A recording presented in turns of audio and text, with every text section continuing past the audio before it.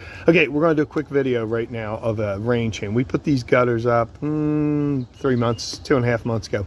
So what we're looking at is about a 35-foot gutter and has a rain chain. So we're going to look up real quick and see what it looks like.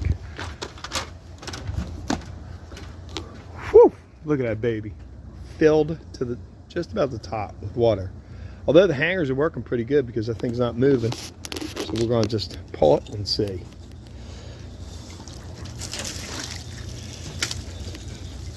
This is the bad side of rain chains.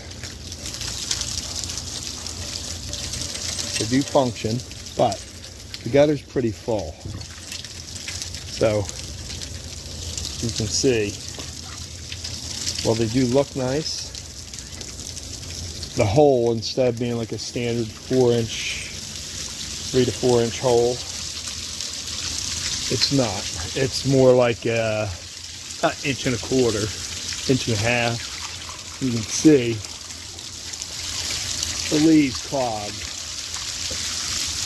You can see the leaves are in there. Let's look at the top, how it's functioning. All the leaves. Now remember, this is June in Florida. These things have been clogged for probably a week after we put them up.